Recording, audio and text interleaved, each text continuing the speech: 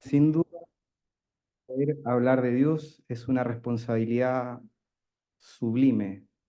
Las verdades que en la Biblia están registradas son más grandes que cualquiera que se pueda parar acá adelante. Previo a la reflexión en pleno de la palabra de Dios, me gustaría que pensáramos en lo siguiente. Si a usted le tocara en un momento ser juez, supongamos que usted es juez y hay una persona que está inculpada. Usted puede tomar decisiones respecto a esa persona. Una decisión sería dejar o imputar como culpable al culpable, ¿cierto? Otra decisión sería imputar como inocente al inocente. Pero también está la opción de imputar al culpable como inocente o a lo inocente como culpable. Dadas las dos últimas alternativas, ¿qué cree usted que es más grave? ¿Poner al inocente en la cárcel o dejar al culpable libre? ¿Qué cree usted?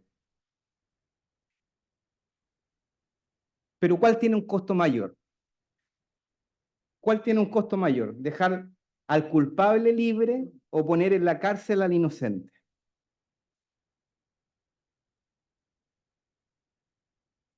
Les cambio el contexto. Supongamos que una persona tiene que ir a hacerse un examen, una biopsia. El examen puede arrojar que tiene cáncer, dado que no tiene cáncer, o que no tiene cáncer, dado que tiene cáncer. ¿Cuál de las dos es más grave? Son los dos errores, ¿cierto? Los dos tienen un costo. ¿Saben ustedes que este ejemplo se ve en algo que se llama teoría de decisiones? Los seres humanos tenemos que tomar decisiones. ¿Y cuál es la decisión? Cuando se acerta la decisión más correcta es cuando hay abundancia de información y esa abundancia de información tiene que estar planificada. Si la información es abundante y la información está planificada, el error tiende a cero, ¿cierto? Y la decisión tiende a ser correcta. Y de aquí emerge un concepto importante que los jóvenes nos han pedido que transmitamos. La herramienta de la planificación. ¿Cómo nos sirve la planificación? ¿Está al servicio de los hijos de Dios la planificación? ¿Dios es un Dios planificado? ¿Qué creen ustedes? Las personas que asumen un cargo dentro o un liderazgo, ya sea grande o pequeño, dentro de la iglesia, ¿deben ser personas planificadas? Debiera ser. ¿Debiéramos ser nosotros mismos planificados en nuestra vida? Vamos a dividir el tema en dos aristas importantes.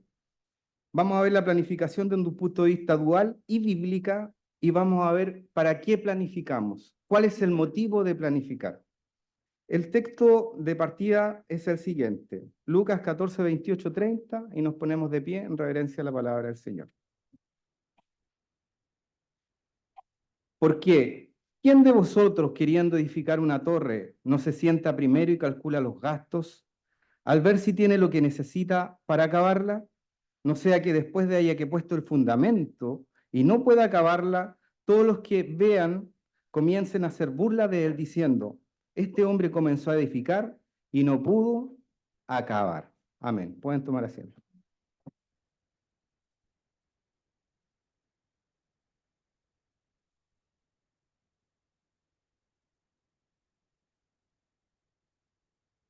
Si usted busca en la Biblia una definición, digámoslo, a secas de planificación, no hay. Pero sí hay ejemplos y hay una estructura clara de planificación. Podemos ver en la Biblia un Dios extremadamente planificado. De hecho, el plan de salvación es una idea absoluta del Señor. A través de siglos, cómo se articula y cómo es la gestión del plan de salvación. Pero queremos compartir con ustedes Yo busqué una definición y, y se acerca mucho a las historias de la Biblia y quiero compartirla principalmente por formalidad. Una definición de planificación dice: la planificación es un proceso sistemático, deliberado y organizado para decidir qué hacer y cómo hacerlo antes de que se necesite tomar una acción. Se trata de prever y decidir hoy sobre los objetivos, políticas, estrategias, programas, procedimientos, métodos y trabajos a realizar para alcanzar una meta establecida. También, eso lo dice Henry Fayol, uno de los padres de la administración. También Taylor, otro de los padres de la administración, dice que, aunque más conocido por sus principios de administración, Taylor también dice que la planificación sirve para optimizar. ¿Qué optimizamos? ¿Qué es optimizar? Minimizar los costos y maximizar los beneficios. Entonces, nosotros planificamos desde el punto de vista como terrenal, digámoslo, para optimizar. Optimizar en particular un suceso que está ocurriendo, una situación, etc. Y esto se ve reflejado en la Biblia. ¿Dios es un Dios planificado? ¿Qué creen ustedes? ¿Hay personajes en la Biblia que han mostrado elementos de planificación? A mí se me pidió este tema porque aquí está la mayoría de los jóvenes que tiene cargos, ¿cierto? En la iglesia a nivel nacional. Y la iglesia es apoyo y soporte ¿de qué? De la verdad. La iglesia es uno de los conceptos en la Biblia más delicados. La iglesia es comparada con una mujer, ¿cierto? ¿Y a la mujer cómo se le trata, según los apóstoles? Con un vaso frágil. Fíjense el ejemplo que vamos a compartir. Vamos a Génesis 27:5.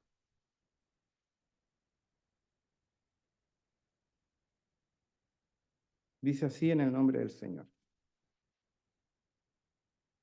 Y José, perdón, soñó un sueño y lo contó a sus hermanos, y ellos llegaron a aborrecerle más todavía.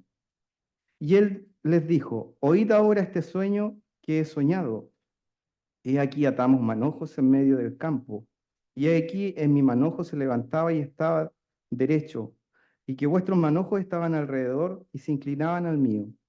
Le respondieron sus hermanos: ¿reinarás tú sobre nosotros? ¿O enseñorearás sobre nosotros?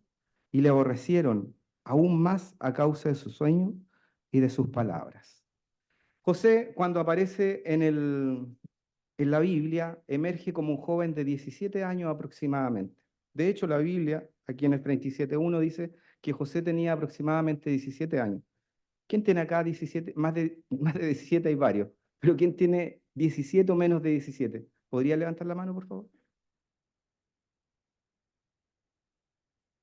Si hacemos un tamizaje, podríamos decir el 10% de los que están acá tienen menos de 17 años. José era un soñador, ¿cierto? José tiene un sueño y ve que están en el campo, él toma un manojo, ¿cierto?, de cebada o de trigo, y es levantado, es levantado. Y todos los manojos que representaban a su hermano se inclinaban donde ese manojo que se levanta. Y ellos se enojan con José, los hermanos se enojan mucho con José.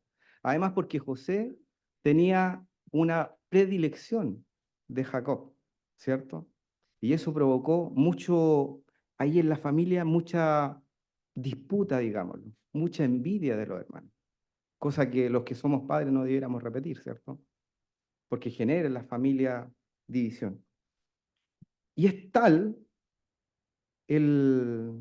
es tal el odio y el enojo que tienen los hermanos con José, que ustedes, la mayoría, yo creo que sabe la historia. Jacob manda a José a donde sus hermanos, porque sus hermanos estaban cuidando las ovejas, ¿cierto? Y los hermanos saben lo que hacen, ¿cierto? ¿Qué hacen los hermanos con José? Primero traman un plan para matarlo, ¿cierto? Pero después Rubén dice: no, no lo matemos, echémoslo a la cisterna. Y después de eso José es vendido, ¿cierto? Es vendido a los madianitas, ¿cierto? O los ismaelitas. Y es llevado a la potencia de ese momento, que es Egipto. Y aquí quiero hacer una reflexión. Ustedes que son jóvenes, imagínense que esta situación les tocara a ustedes, que fueran despreciados por su hermano, que fueran, digámoslo, maltratados por su hermano y además sean vendidos por sus hermanos. ¿Cuál es el sentimiento que se genera en un joven así? Si los sentimientos, miren, en la niñez y en la juventud se desarrolla el carácter de una persona. Las heridas que se hacen en la niñez temprana y en la juventud recorren toda la vida a las personas, toda la vida. Hay personas que incluso llegan al suicidio, hay personas que entran en vicios complejos, marihuana, drogadicción, jóvenes que son llevados por la pornografía, etcétera. ¿Por qué? Porque en la niñez temprana tuvieron un evento traumático. El evento que le pasó a José fue traumático. ¿Qué creen ustedes? Pues si lo vendieron sus hermanos, uno debiera esperar de un hermano protección. Pero ¿qué hicieron los hermanos con José? Lo vendieron a los 17 años. 17 años tenía José. ¿Es una experiencia traumática? ¿Sí o no? Es traumática, muy traumática. Imagínense que ese sentimiento podría haber hecho en José crear raíces de amargura, ¿cierto? Podría haber hecho en José desviarse, ¿cierto? Y quizás seguir un camino que no era el trazado de Dios. Pero ¿qué tenía José? Y aquí está lo hermoso de la palabra de Dios. José fue instruido en la ley del Señor. Para José, lo primero era Dios. No había nada más importante para José que Dios, que los principios de Dios. José entonces es vendido, ¿cierto? Llega a la potencia de las potencias. Es como si alguien fuera vendido y llega a Estados Unidos, Rusia o China en la actualidad. Era una potencia, porque Egipto políticamente estaba regido. ¿Por quién estaba regido políticamente Egipto? ¿Cómo se llama eso? Cuando hay uno que manda nada más. Una monarquía, ¿cierto? O sea, el faraón era dueño y señor de la vida de los egipcios. Si decía, este muere, muere, si vive, vive. Económicamente, ¿cómo era Egipto? Era una superpotencia. ¿Y cómo se daba que los pueblos crecían en la antigüedad? Cuando tenían guerras, quedaban los despojos de guerra. ¿Qué eran los despojos de guerra? Eran todos los tesoros que tenía el otro pueblo. Entonces, en la medida que Egipto ganaba guerras, más poderoso se hacía. Socialmente, ¿cómo era Egipto? Egipto tenía aproximadamente más de 20 dioses, mucho más de 20 dioses, Egipto. Estaban regidos por una cultura pagana, totalmente estaba paganizada esa cultura. Tecnológicamente, Egipto, ¿quién era? Era una superpotencia. Eran hábiles en física, en química, en matemática, etc. Egipto era la creme de la creme. Legalmente había un código en la antigüedad que era muy rígido y que a la mayoría de los pueblos paganos los regía, que era el código de Hammurabi. Ese código, por ejemplo, decía si una mujer adulteraba, era muerta inmediatamente, si una persona robaba, se le cortaba la mano, etc. Era súper eh, intransigente, era taxativa esa ley. Entonces, a esta cultura llega José,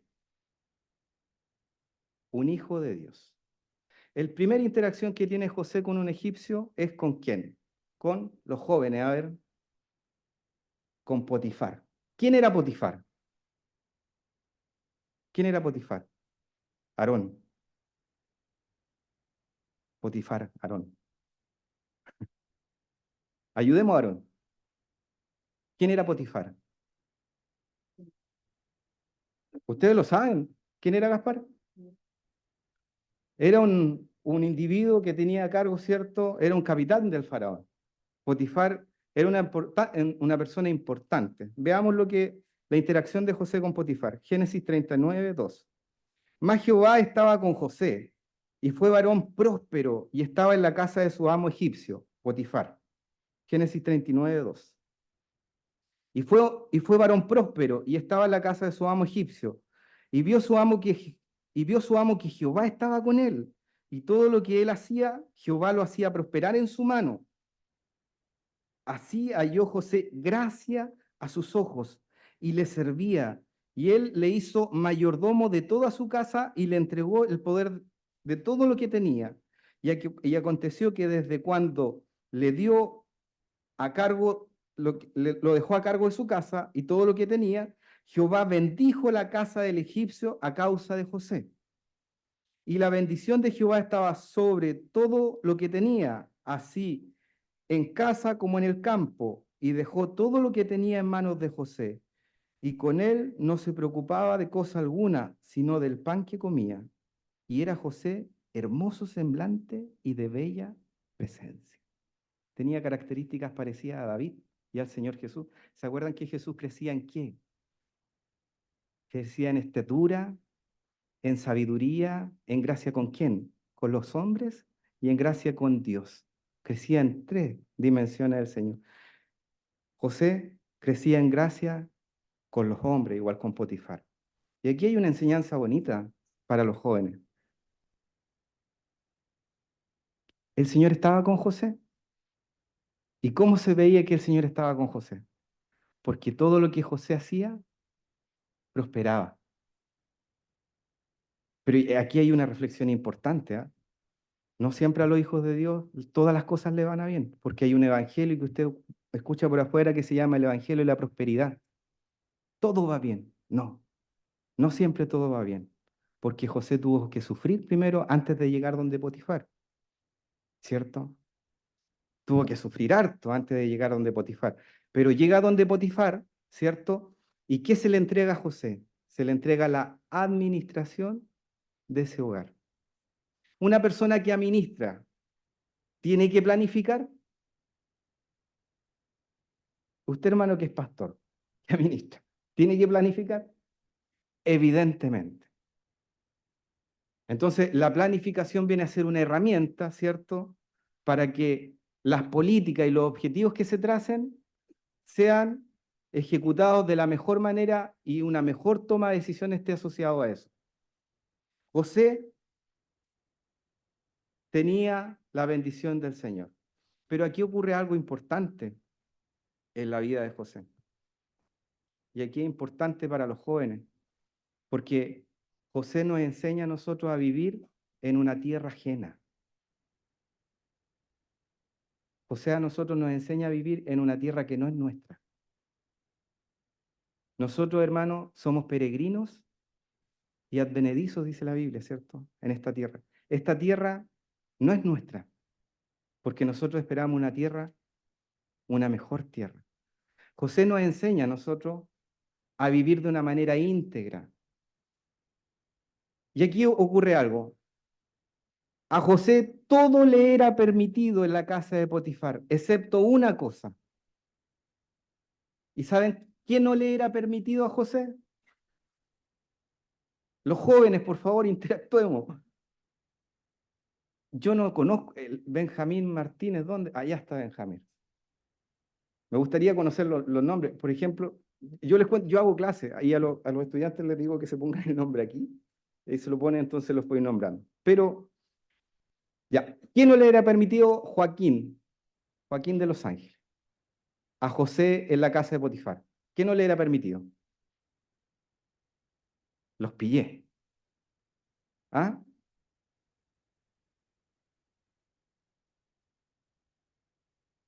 Tener más poder que él. ¿Cómo está el estudio de la Biblia, los jóvenes? Ya, los de Temuco, uno de Temuco nada más. ¿Qué no le era permitido a José? Le ayudó el hermano al joven, ¿eh? Justamente. no tocar la esposa. ¿Y saben lo que jóvenes, saben lo que le propone la esposa de Potifar a José? Que se acueste con él, con ella, perdón. Una situación extremadamente compleja. Pero ¿saben lo que hizo José? Dijo, ¿cómo yo, si mi Señor me ha dado todo, puedo hacer este pecado y pecar contra quién? Contra Dios. O sea, y aquí tenemos un ejemplo hermoso, hermoso de cómo vivir en una vida en una tierra extranjera. Él no usurpó la mujer ajena. ¿Por qué? Porque temía al Señor. Y lo que estaba haciendo era ¿para qué? Para glorificar a Dios, para darle la honra a Dios. Después de esta situación, la mujer de Potifar acusa a José y lo calumnia. ¿Y dónde va a caer José? A la cárcel. Génesis 39:19. Dice así. Y sucedió que cuando oyó el amo de José las palabras de su mujer que hablaba diciendo, así ha tratado tu siervo, se encendió su furor y tomó su amo a José y lo puso en la cárcel, donde estaban los presos del rey.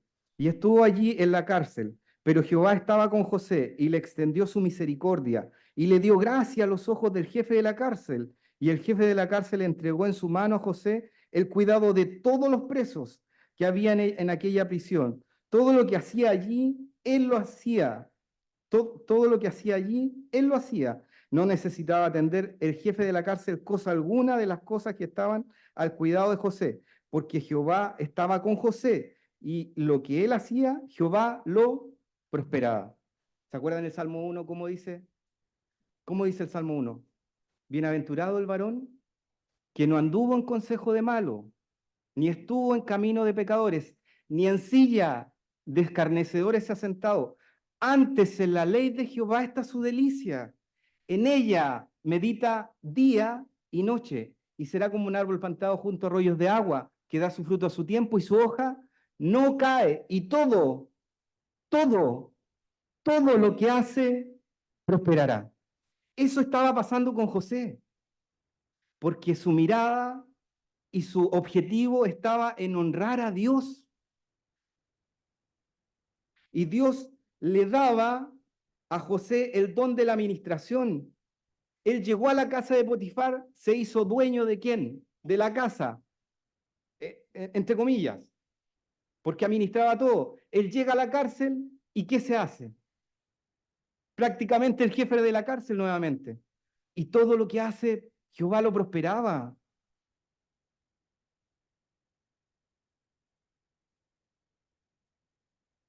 La ley de Dios entrega una cobertura, entrega una protección. De hecho, los mandamientos de Dios tienen varias definiciones. Y dentro de una de las definiciones de los mandamientos es la cobertura, la protección. José sufrió y sufrió mucho, pero Jehová lo prosperaba. Después de esto, ¿cómo sale de la cárcel José? Los jóvenes, los jóvenes de Los Ángeles, a ver. Los jóvenes de Santiago, ¿hay jóvenes de Santiago? Levanten la mano, por favor, los jóvenes de Santiago.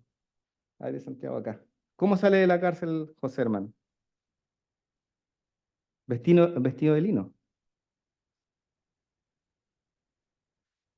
Reformulo la pregunta. ¿Cuál es la causa de que José salga de la cárcel? ¿Con qué propósito? ¿Cómo sale? ¿Cómo? A interpretar los sueños, ¿cierto? Él interpreta los sueños ¿de quién? De dos siervos del faraón que estaban en la cárcel. ¿Quiénes eran? El copero y el panadero, ¿cierto? Uno en su sueño tiene una revelación, los dos tienen en el sueño la revelación, ¿cierto? Pero uno, digámoslo, es beneficiado con la interpretación del sueño y otro no tanto. ¿Quién es beneficiado? El copero, ¿cierto? Miren, ¿saben ustedes cuánto tiempo? Y aquí hay otra enseñanza maravillosa. Después de que el copero sale de la cárcel, ¿saben ustedes cuánto tiempo pasa para que el copero se acuerde de José? ¿Cuánto? Pasaron 2 años. 2 años. cómo estaba la gratitud del copero a una persona. Otra enseñanza importante para nosotros y para los jóvenes. La falta de gratitud a los mayores, la falta de gratitud al Señor. José espera pacientemente 2 años porque él tenía claridad que estar en la cárcel era un propósito de Dios. Lo vamos a ver después. Que todo es un plan del Señor lo que le pasa a José. Miren, Génesis 41:14. Entonces Faraón envió y llamó a José, y lo sacaron apresuradamente de la cárcel, y se afeitó y mudó sus vestidos, y vino a Faraón, y dijo Faraón a José, yo he tenido un sueño, y no hay nadie que lo interprete, mas he oído decir de ti que oyes sueños para interpretarlos. Respondió José a Faraón diciendo, no está en mí, Dios será el que dé la respuesta propicia al Faraón. Otra persona podría haber dicho, sí, yo interpreto los sueños. Sí, yo lo hice con el copero y con el panadero. Pero ¿qué le dice José? Le responde lo mismo que le responde Daniel a Nabucodonosor.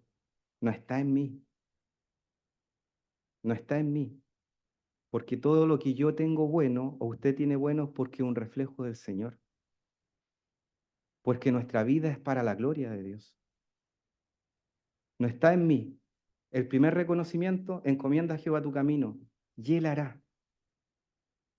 Lo primero que José reconoce delante del rey de reyes de esa época, que era el faraón, no está en mí interpretarte el sueño. Dios lo puede revelar.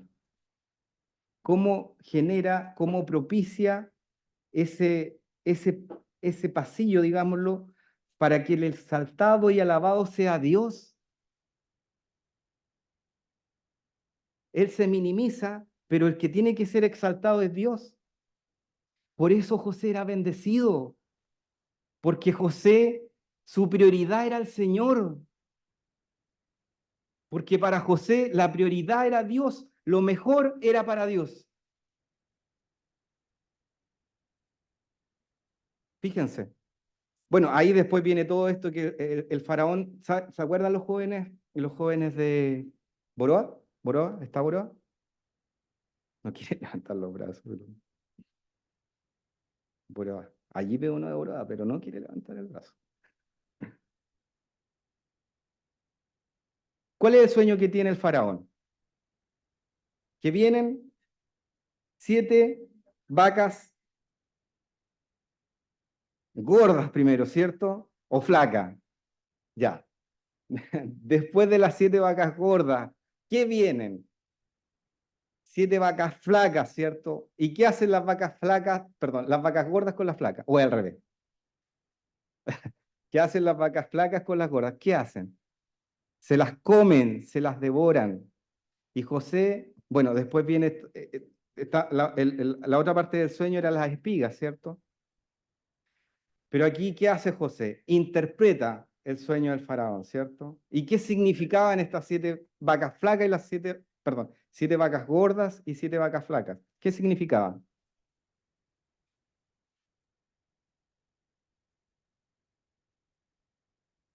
Eran 7 años de prosperidad en Egipto y después eran 7 años de miseria, hambre, ¿cierto? Sequía, etcétera. Iba a venir una sequía, un hambre a la tierra de Egipto que podría haber exterminado a esa nación. Fíjense, vamos al 41:33. Dice, por tanto el faraón debía encontrar a un hombre inteligente. José le dice al faraón, por tanto el faraón debiera encontrar un hombre inteligente y sabio y ponerlo a cargo de toda la tierra de Egipto. Después el faraón debería nombrar supervisores en la tierra, a fin de que almacenen una quinta parte de las cosechas durante los 7 años buenos. Haga con ellos, haga que ellos reúnan toda la producción de alimento en los años buenos y, y que vengan y lleven los granos del faraón. Almacene bien el grano y vigílelo para que haya alimento en las ciudades, de manera que habrá suficiente para comer cuando lleguen los 7 años de hambre sobre la tierra de Egipto. De lo contrario, el hambre destruirá la tierra. Aquí José entonces le genera en todo este discurso una planificación. En realidad lo que hace aquí es, de acuerdo a la definición de planificación, que es ordenar sistemáticamente, ¿cierto?, un objetivo para que se desarrollen las políticas, las estrategias. Esta encaja, pero digámoslo, 100% en la definición de planificación lo que hace José, porque le entrega un plan. Y fíjense aquí que Dios es grande, porque la vida de José tenía un propósito. ¿Qué hace el faraón? 41:37. Las sugerencias de José fueron bien recibidas por el faraón y sus funcionarios. Por ejemplo, la versión NBI, se las quiero leer. Este mismo pasaje, miren lo que dice. 41:37. Dice,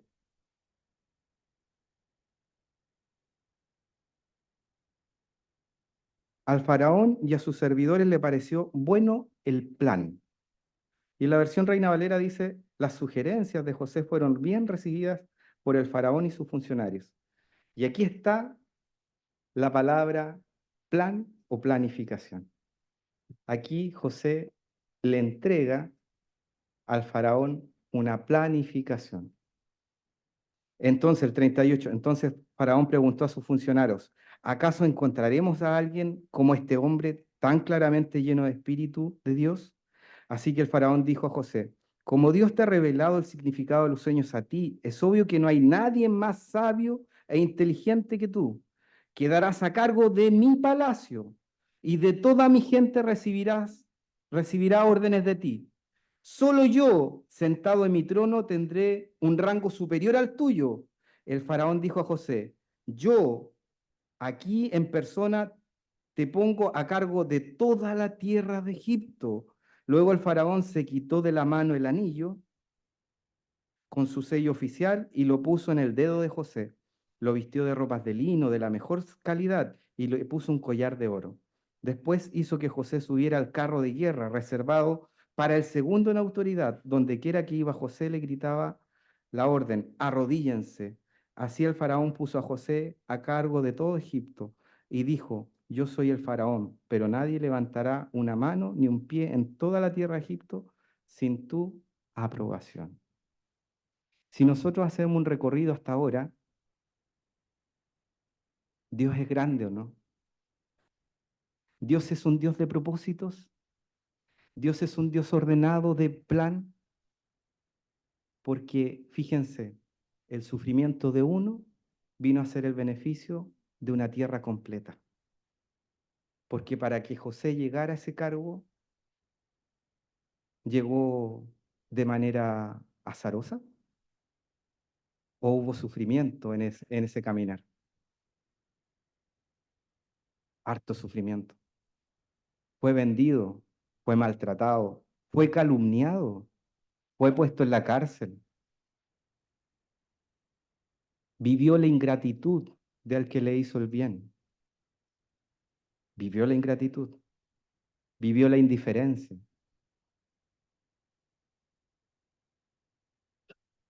Pero ¿cuál era el objetivo de José? Honrar a Dios con su vida. Y aquí está la enseñanza para ustedes jóvenes, para mí, para todos los que estamos acá.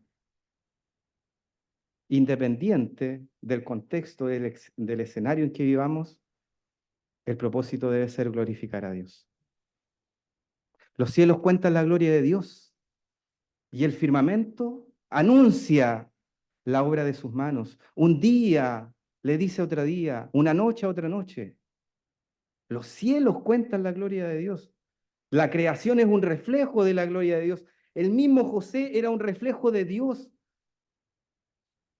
del poder perdonador, del poder de planificación, del poder de aceptar la ingratitud.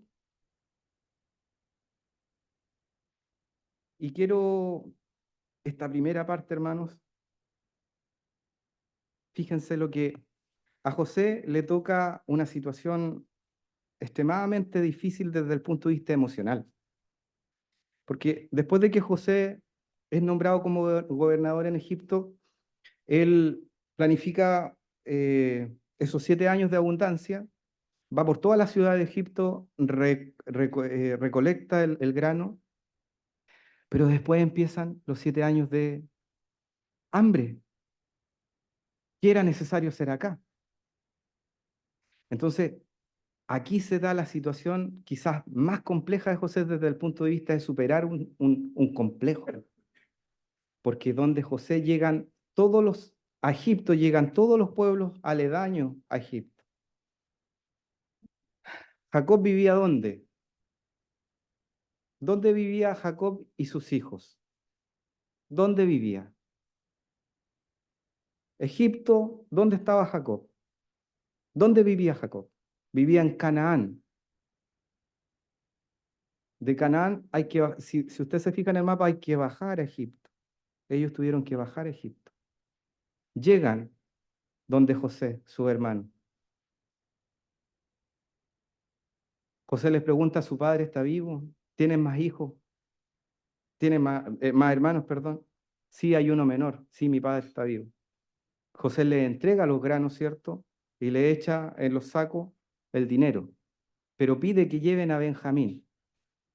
Y ahí Jacob pelea con su hermano y Judá le dice a Jacob que le deja responsabilidad de él a Benjamín. Vuelven donde José, ¿cierto? Y ahí hay una situación compleja desde el punto de vista emocional. Muy, muy compleja, porque José se da a revelar. Veámoslo, veámoslo. Y aquí se cumple el sueño. Aquí se cumple el sueño de José. 45:1. José ya no pudo controlarse delante de sus servidores,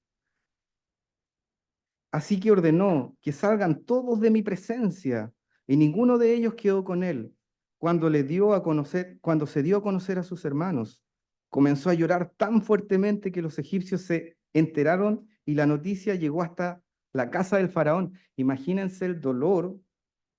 Yo me imagino el dolor después de más de 30 años, 20, 30 años, si mal no recuerdo, es el periodo de que José vuelve a ver a su hermano. Dice que el llanto de José estuvo por todos lados. Incluso el faraón se enteró de esto. El 3 les dice: yo soy José. Les declaró a sus hermanos: ¿vive todavía mi padre?, le pregunta a José. Pero ellos estaban tan pasmados que no atinaban a contestarle. No obstante, José insistió: acérquense. Cuando ellos se acercaron a él, añadió: yo soy José, el hermano de ustedes, a quien vendieron en Egipto. Imagínense la cara de vergüenza de ellos después de que José les proporciona alimento. José les proporcionó alimento. Acérquense. Es lo mismo que nos dice Cristo. Acérquense. ¿Cuántas veces hemos defraudado al Señor? ¿Cuántas veces hemos quebrantado su voluntad? ¿Cuántas veces el celular? Hemos visto cosas que no corresponden en el celular. ¿Sabían ustedes que una de las plagas que está invadiendo a esta humanidad es la pornografía? Los jóvenes.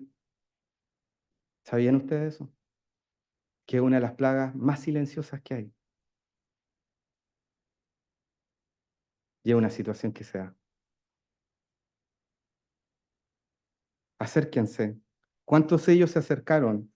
Cuando ellos se acercaron, él añadió: yo soy José, el hermano que ustedes, a quien vendieron a Egipto. Pero ahora, por favor, no se aflijan, ni se reprochen el haberme vendido. Jesús nos dice: acérquense. No importa que me hayas rechazado, no importa. No te aflijas. Vuelve, vuelve. Eso nos dice el Señor. Pero ahora, por favor, no se aflijan más, ni se reprochen el haberme vendido, pues en realidad fue Dios quien me mandó delante de ustedes para salvar vidas. Desde hace 2 años en la región está sufriendo el hambre y todavía faltan 5 años más en que no habrá siembra ni cosechas.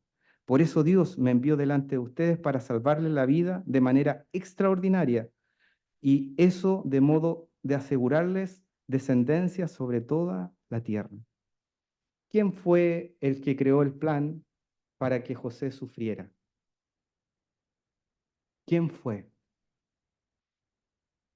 Y ahí hay una enseñanza importante para todos nosotros, aquellos que tienen raíces de amargura en sus vidas. Suéltenla, perdonemos a las personas, perdonemos,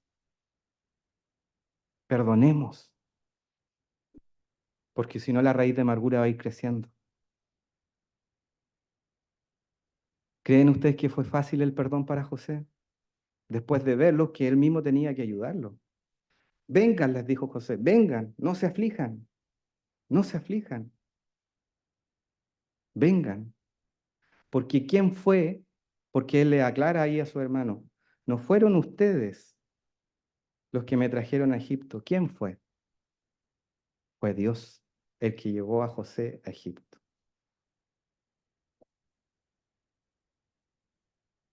El plan lo orquestó el Señor, un plan, un Dios de planificación, de orden, que hizo sufrir a uno, pero benefició a muchos. Bajo ningún punto de vista se podía extinguir Israel, porque Génesis 3:15 dice, pondré enemistad entre ti y ¿quién? Y la simiente, ¿cierto? Ella te dirá en el calcañar, perdón, ella te dirá en la cabeza y tú la herirás en el calcañar. La línea tenía que seguir hasta llegar a Jesús. No se podía extinguir Israel, la descendencia de Israel. Por eso José fue puesto por Dios en ese lugar. El método lo eligió el Señor. Y los métodos de cómo usted vive su vida y ha tenido experiencia en la vida, el Señor ha determinado eso porque lo ha orquestado. Y las decisiones malas han sido porque nosotros hemos querido. Ahora, esto es para ustedes jóvenes. Si ustedes siguen los caminos del Señor, van a tener dolores, pero también van a tener éxitos, porque van a seguir el camino de Dios. Todo esto, ¿por qué se da? Hay un objetivo. ¿Para qué planificamos? Y con esto termino. La vida de José fue un constante glorificar a Dios. Esto lo habíamos visto ya, dice, los cielos cuentan la gloria de Dios y el firmamento anuncia la obra de sus manos. Un día emite otro día y una noche emite y declara sabiduría. No hay lengua, ni palabras, ni oído su voz, porque de toda la tierra salió su voz y hasta el extremo del mundo sus palabras. Ahora, la pregunta es, ¿por qué planificamos? ¿Para qué planificamos? Hay una discusión que se daba en la iglesia de Corintios que era el comer y el tomar. Y decía que si comes o no comes, si tomas o no tomas, todo lo que hagas sea para qué? Para la gloria de Dios. Ahora, la pregunta sería, ¿qué es la gloria de Dios? ¿O qué es darle la gloria a Dios? ¿Qué creen ustedes que es darle la gloria a Dios? En la vida de José se manifiesta que su propia vida era un espejo de la gloria de Dios. Pero ¿qué es la gloria de Dios? ¿Qué es darle la gloria a Dios? Amén. Alabarle. Amén también. ¿Saben qué? Yo me detuve porque me llamó mucho la atención esto y busqué las palabras originales de gloria. En hebreo la palabra gloria es kabod, que viene de la raíz que significa pesado, algo que no es ligero o sencillo. Y en el griego es la palabra doxa, que significa originalmente opinión, de manera que hablar o hacer algo, de manera que hacer algo nosotros debiéramos hacerlo de manera que ensanche la opinión del que otro tiene acerca de nuestro Dios. Y lo explico. Si bien es cierto, es la gloria de Dios, por ejemplo, en la antigüedad significaba cuando Israel iba en el desierto, la gloria de Dios se manifestaba en la columna, ¿cierto? De fuego. También la gloria de Dios bajaba al tabernáculo, ¿cierto? También era la gloria de Dios de eso. Cuando Salomón construye el tabernáculo el templo, baja la gloria de Dios. Esas también son acepciones de la gloria de Dios. Pero las palabras originales indican que darle la gloria a Dios es ensanchar el conocimiento de Dios de los demás, no de nosotros. Es decir, una persona que le da la gloria de Dios es porque está generando en otra persona conocimiento de Dios. Por eso la Biblia dice que toda la tierra será llena de su gloria. ¿Cómo qué? Como las aguas cubren la mar. Eso dice Habacuc.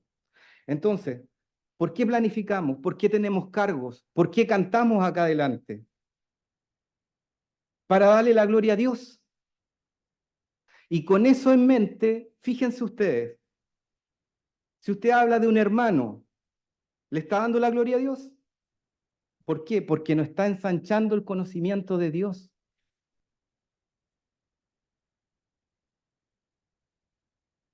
El salmista dice, lo voy a repetir de nuevo, los cielos anuncian, los cielos cuentan la gloria de Dios y el firmamento anuncia la obra de sus manos. Esa definición, ¿queda corta en la gloria de Dios?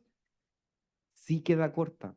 ¿Y saben por qué queda corta? Porque la gloria de Dios también se manifiesta en el amor. Cuando Dios envió a su Hijo Jesucristo, ¿qué se manifestó ahí? Amor por el pecador. Cristo le dio la gloria a Dios. Su vida propia le dio la gloria a Dios.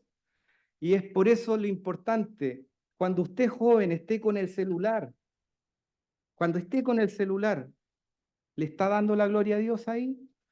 Voy a dejarlo como en interrogante, porque sí podría estar estudiando, quizás, pero le está dando la gloria. Si el joven no obedece a sus padres, ¿le está dando la gloria a Dios?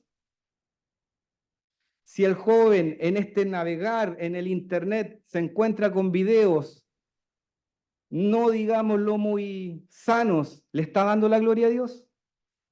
Si el hermano que pasa aquí a cantar quiere que lo miren, ¿le está dando la gloria a Dios? Si nosotros con nuestros actos negamos a Dios, de hecho, ¿saben por qué ustedes? ¿Saben ustedes porque aparte del pecado de David, que fue muy, muy terrible, porque David cuando peca con Betsabé, es terrible ese pecado, eso lo recuerdan, ¿cierto? Pero Natal le dice a David, porque tú pecaste y hiciste blasfemar a tus enemigos, a Dios caerá sobre ti todo tu pecado. O sea, cuando de nosotros alguien diga, ¿y este es cristiano? ¿Y este joven es cristiano? No le estamos dando la gloria a Dios. Miren, Isaías 43:7, y con esto voy a ir cerrando. Todos los llamados de mi nombre, para mi gloria, los creé, los formé y los hice. ¿Para qué nos creó el Señor? Para anunciar su gloria, para que seamos un reflejo de Dios. Lo voy a leer de nuevo. Isaías 43:7. Todos los llamados de mi nombre, para mi gloria, los creé. Nosotros fuimos creados para darle la gloria a Dios. Por eso, Benjamín, que el Señor te puso a cargo de los jóvenes, todos los proyectos deben ser para honrar al Señor, para darle la gloria a Dios. Y cada uno que ustedes tiene cargo de los jóvenes acá, el objetivo tiene que ser para darle la gloria a Dios, así como lo hizo José. José planificó para honrar a Dios. Si voy al gimnasio o no voy al gimnasio, voy para darle la honra y la gloria a Dios. Si canto o no canto, es para honrar al Señor. Nuestra vida, todas las decisiones de nuestra vida, y fíjense que el ejercicio es bien interesante. Cuando usted tenga que hacer algo, pregúntese, ¿esto que voy a hacer es para la gloria de Dios? ¿Es para ensanchar el conocimiento de Dios? ¿Es para que el conocimiento de Dios crezca en los que me están mirando? ¿Es para honrar al Señor? Pregúnteselo, porque el Señor nos creó para su gloria. ¿Cuáles son las conclusiones para la cotidianidad o la vida práctica en realidad? Mire, por ejemplo, 1 Corintios 10:31. Entonces, ya que comáis, que bebáis o que hagáis cualquier cosa, hacedlo todo para la gloria de Dios. Cargos administrativos, estudios. ¿Por qué enseño a los niños en la iglesia? ¿Por qué diezmo? ¿Por qué canto? Para darle la gloria a Dios. Conclusiones. ¿Planificar es de Dios? ¿Qué creen ustedes? Hay una planificación dual en la vida de José. Dios planifica la vida de José para que no se extinga la nación, la humanidad, pero José en cada instancia de su vida, él planifica al llegar a la casa de Potifar, al llegar a la cárcel, ¿cierto? Al llegar donde Faraón, planifica, siempre planifica. Otra conclusión importante, el planificar desde el punto de vista más terrenal nos sirve para optimizar, minimizar costos, maximizar beneficios. ¿Y para qué planificamos o para qué hacemos cualquier cosa? Es para glorificar al Señor. El ejemplo está en la vida de José, en la vida de Daniel, en la vida de Cristo, en cualquier personaje bíblico, todos vivieron para glorificar a Cristo. Que el Señor nos bendiga, que el Señor nos guarde y que su palabra sea con nosotros. Amén.